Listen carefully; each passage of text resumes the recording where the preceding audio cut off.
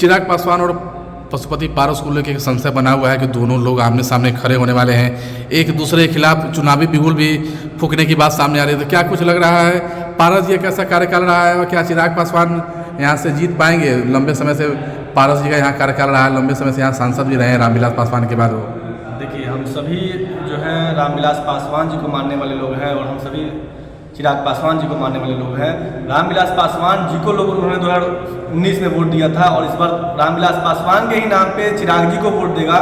और पशुपति पारस जी को ना पिछली बार वोट मिला है ना इस बार वोट मिलेगा। जहाँ की जो आम जनता है वो सभी रामविलास पासवान जी को मानते हुए, नरेंद्र मोदी जी को देश के प्रधानमंत्री देखते हुए उनको वोट करेगा। यहाँ पशुपति पारस जी का कोई ना नाम 2019 में था ना 2024 में होगा।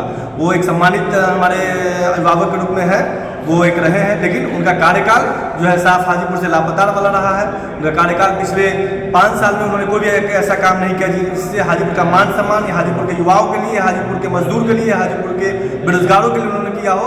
इसलिए हम सभी लोग यहाँ के हाजीपुर के पूरे मतदाता, आम जनता, सभी लोग चिराग पासवान को रिकॉर्ड मतों से हाजीपुर से विजय बनाएंगे और प्रधानमंत्री नरेंद्र मोदी को देश में एक बार फिर से पूरा प्रधानमंत्री के रूप में मौका देंगे। तो पारस यहाँ से कई बार यहाँ से जीते हैं, कई बार सांसद रहे हैं, आप बता रहे हैं उनका कहीं कुछ काम ही नहीं है, तो आखिर जनता उनको क्यों चुनते रही यहाँ पे? पशुपति पारस को सिर्फ एक बार यहाँ से सांसद बने हैं, पिछली बार मौका मिला है जब माननीय स्वर्गीय रामविलास पासवान जी राज्यसभा चले गए थे। उस समय रामविलास पासवान जी ने उन्हें अपने जगह पे वो एक दिया था कि हाँ आप यहाँ से गए जनता का सेवा कीजिए, लेकिन वो जनता की सेवा में फेल हो गए, जिस फेल की वजह से हमारे युवा नेता चिराग पासवान जी का यहाँ के लोगों के साथ जुड़ाव बढ़ा। उन्होंने देखा कि जो रामविलास पासवान जी ने जो आम जनता के लिए जो कार्य किया है, उस कार्य पे पशुपति पारस जी फेल हो रहे हैं, उनका साथ नहीं दे रहे हैं, किसी के दुख में शामिल नहीं हो रहे हैं। इसलिए चिराग पासवान हाजीपुर के जनता के बीच आए हैं और हाजीपुर की जनता को रामविलास पासवान जी का जो जगह है वो जगह अपना मान सम्मान लोगों को देंगे और हाजीपुर को एक विकास की नई ऊंचाइयों पर ले जाएंगे। चुनाव की घोषणा हो गई और हाजीपुर की जो सीट है चिराग पासवान की खेमा में दी गई है और सामने टक्कर देखा जाए तो उनके पशुपति पारस है।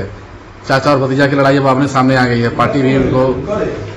पार्टी में भी जगह मिला है चिराग पासवान, एनडीए भी उनके साथ है। तो क्या कुछ कितनी जो लड़ाइयाँ जो है कितनी मुश्किल होगी और क्या कुछ आपको लग रहा है? देखिए, सबसे पहले मैं आपके चैनल के माध्यम से मैं ये शुक्रगुजार हूं कि कम से कम आदरणीय प्रधानमंत्री नरेंद्र मोदी जी ने चिराग पासवान जी को एनडीए का अपना हिस्सा माना और हाजीपुर संसदीय क्षेत्र से उम्मीदवार बनाने का घोषणा किया। और रही बात हाजीपुर की, तो माननीय चिराग पासवान जी उस समय से हाजीपुर में आते हैं जब यहाँ से वो सांसद नहीं थे। हाजीपुर के तैयो यहाँ पे आना जाना लगा रहता था, इसलिए कि ये क्षेत्र माननीय श्रद्धेय रामविलास पासवान जी का क्षेत्र कर्मभूमि क्षेत्र रहा है। और रामविलास पासवान जी यहाँ सब दिन गरीब गुरबा और बेसहारों के सहारा बने। और जब चिराग पासवान जी को यह जानकारी हुई कि आदरणीय यहाँ स्थानीय सांसद पशुपति कुमार पारस जी हमारे पिताजी के वोटर के समर्थक को दरकिनार किया, तब से माननीय चिराग पासवान जी ने अपने पिता के वोटर, अपने समर्थक और अपने चाहने वालों को चिराग पासवान जी ने हर दुख में आने का काम किया और यहाँ तक हर सुविधा देने का काम किया और उनके दुख का सहभागी बने।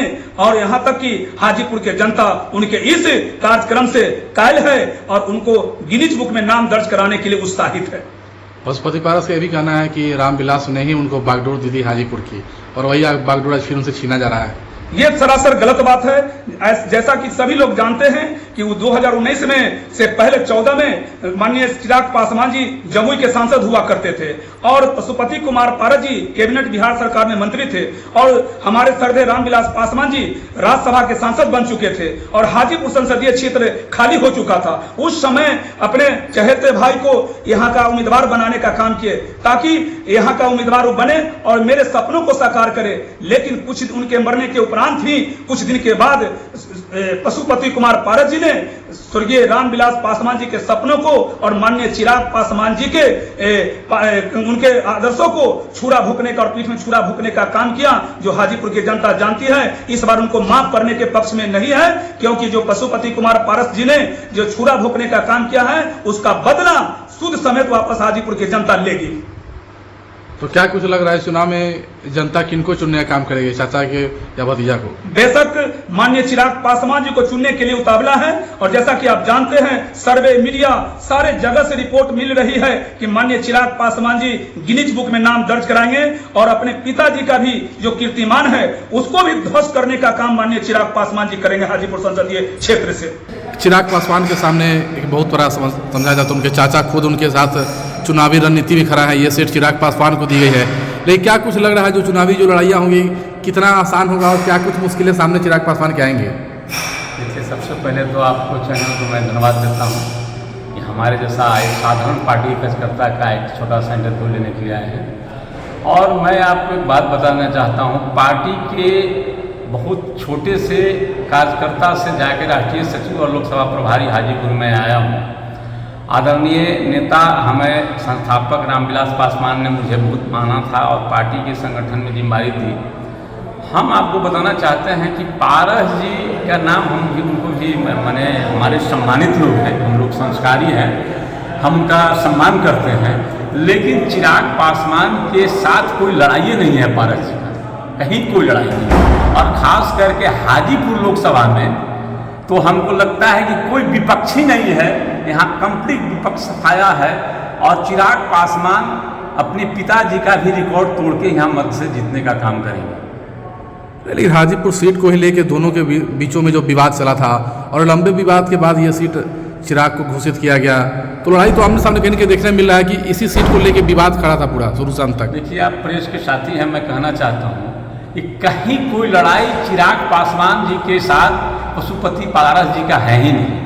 हमारे आदरणीय नेता रामविलास जी उनको टिकट दिए, उन्होंने चुनाव लड़ा, सांसद हो गए, पार्टी को तोड़ दिए, परिवार को तोड़ दिए। चिराग पासवान जनता के साथ समझौता करके, जनता के साथ संगठन बना के, जनता के बीच रह के अपना काम करते गए।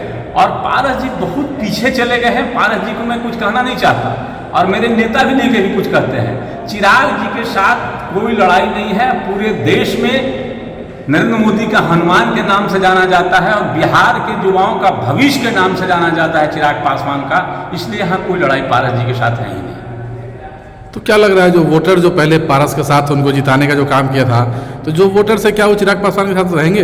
पारस जी को जिताने का काम नहीं किया था, वो आदरणीय रामविलास पासवान का वोटर था और रामविलास पासवान को वोट देने के जिताने का काम किया था। तो क्या कुछ लग रहा है आमने सामने की जो लड़ाई होगी तो? मैं पुनः कह रहा हूँ, कोई लड़ाई ही नहीं। हाजीपुर लोकसभा में कोई लड़ाई नहीं है। कंप्लीट जनता, सभी मजहब, सभी जाति, सभी तरह के लोग एक बात चिरागमय हो गया है। लोक जनशक्ति पार्टी रामविलास जो है हाजीपुर में रिकॉर्ड मत से जीतने का काम करेगा। यहाँ कुछ ही लड़ाई, किसी के साथ कोई लड़ाई नहीं। हाजीपुर सीट देखा जाए तो चिराग शुरू से जमुई में रहे हैं, उनका वहाँ कार्यकाल रहा है, तो कहीं ना कहीं या तो उनके पिता की ये कर्मभूमि रही है या उनके चाचा की रही है, तो उनके लिए तो नया जगह होगा ये। देखिए, चिराग जी को अंगुड़ी पकड़कर हाजीपुर में हमारे आदरणीय नेता घुराए हैं और ये कोई कहता है कि हाजीपुर उनके लिए नया है, तो मैं तो नहीं समझता हूँ और हाजीपुर की जनता भी नहीं समझती चिराग के लिए हाजीपुर नया है। हाजीपुर सीट चिराग पासवान को दी गई है और इसके पहले पशुपति पारस के खाते में सीट रहा है। लंबे समय यहाँ उनका कार्यकाल भी चला है, सांसद के रूप में देखा भी गया है उनको। तो चिराग पासवान क्या कुछ चुनौतियाँ होंगी और क्या कुछ कैसा इनका कार्यकाल चलेगा, और पारस जी कैसा कुछ कार्यकाल रहा है? सबसे पहले तो हम लोग के पद्मभूषण स्वर्गीय रामविलास पासवान जी के कर्मभूमि पर आपको और आपके चैनल के माध्यम से जो भी दर्शक हैं उनको शुभकामना देते हैं कि यहाँ से हम लोग के उम्मीदवार, लोकप्रिय उम्मीदवार के रूप में चिराग पासवान को एनडीए ने बनाया है। इसके लिए देश के प्रधानमंत्री नीतीश कुमार जी, माननीय मांझी साहब, उपेंद्र कुशवाहा जी, सभी लोग को शुभकामनाएं एवं बधाई और धन्यवाद देते हैं। सुजोग पिता के जोग पुत्र के रूप में चिराग पासवान जी आए और यह 5 साल का जो कार्यकाल रहा पारस बाबू के टाइम का माननीय सांसद के रूप में, वह जनता को संतुष्ट नहीं कर पाए। अपने आप को वह जो मंत्री बनने के बाद हाजीपुर के लोगों को ऐसा भी महसूस करना पड़ा कि जो उसको थाना में दर्ज कराना पड़ा कि ये संसद ला पाता है। और वहाँ से उनका कार्यकाल रामविलास पासवान जी का जो कीर्ति किया हुआ था। चिराग पासवान जी भले ही वह संसद जमुई के थे, लेकिन हाजीपुर में क्या बेटा थे, इसलिए उन्होंने रामविलास पासवान जी के पुत्र का जो उत्तरदायित्व था वह निभाते थे। जैसे केंद्रीय विद्यालय क्लास 1, 2, 3 तीनों पारस बाबू के कार्यकाल में बंद हो गया। चिराग पासवान जी के जैसे ही पता चला, उन्होंने लिख करके और आश्वासन वहाँ से दिया गया है, उसको बहुत जल्द यहाँ के संसद बनेंगे और उसका ज़मीन भी मिलेगा, सारा पढ़ाई शुरू होगा। हम आपको बताना चाहते हैं, जैसे रेलवे की राजधानी को यहाँ रुकवाने का था, वह पारस बाबू से नहीं रुक पाया। स्टेशन पर बहुत से लोगों के सामने प्रस्ताव रखा, कहे हम रुकवा देंगे, कर देंगे, वह नहीं उसे रुक पाया। यहाँ पर हाजीपुर से सुगौली रेलवे लाइन रामविलास पासवान जी का किया हुआ था और वो अपने कार्यकाल में वैशाली तक चालू करा दिए। पारस बाबू से उसमें टच से मस से 1 इंची भी नहीं बढ़ रहा है।